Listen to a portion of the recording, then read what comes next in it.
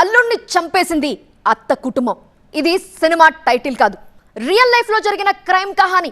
అల్లుడు చేసే నిర్వాకాలని ఇన్నాళ్ళు పంటి బిగువన భరిస్తూ వచ్చారు అత్తమామలు. కళ్ళ ముందే బిడ్డని టార్చర్ చేయడంతో తట్టుకోలేకపోయారు. మా కొద్దీ అల్లుడు అంటూ కత్తిపోట్లతో సమాధానం ఇచ్చారు. ఇంతకీ నట్టింట్లో దాడితో అల్లుడు శవమయ్యాడా లేక బతికే ఉన్నాడా?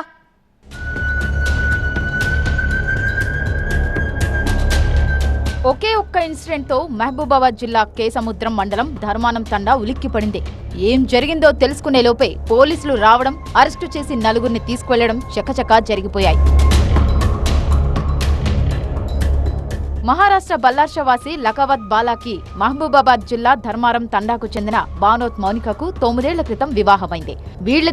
వీళ్లకు 2 సంతానం. అయితే కొద్ది కాలంగా వివాహితర సంబంధం అంటగట్టి మౌనికను వేధిస్తున్నాడు బాల. చెడుగా ఆలోచించొద్దని, ఎలాంటి తప్పు చేయలేదని భార్య ప్రాధేయపడ్డా భర్త వినిపించుకోలేదు. అనుమానం అనే పెనుభూతంతో పిచ్చి పిచ్చిగా ప్రవర్తించాడు. బాల టార్చర్ భరించలేని మౌనిక పిల్లలతో కలిసి పుట్టింటికి వెళ్ళింది. అయినా వదలని భర్త ఈ నెల 17న ధర్మారం తండాకు వెళ్లాడు. అప్పుడు కూడా భార్యకు వేరే వ్యక్తులతో సంబంధం అంటగడుతూ చేయి చేసుకున్నాడు. ఇది కళ్లారా చూసిన మౌనిక కుటుంబం తట్టుకోలేకపోయింది. అల్లుడిపై దాడి చేసింది.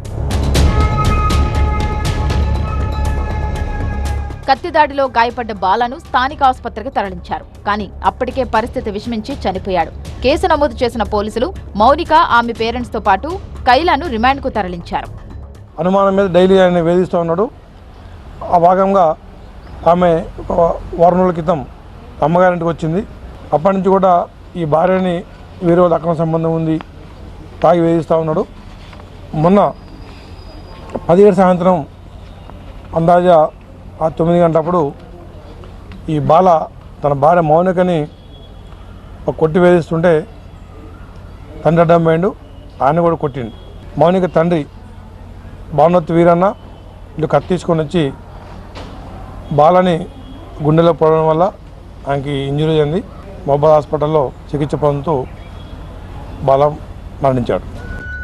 భార్య తాగుబోతునైనా భరిస్తుంది, కానీ అనుమానం ఉన్నవాడిని మాత్రం సహించలేదు. చిత్రహింసలు, వేధింపులకు గురిచేస్తూ తెగేదాకా లాగాడు బాల. చివరకు అత్తింటి వాళ్ల చేతిలో హతమయ్యాడు.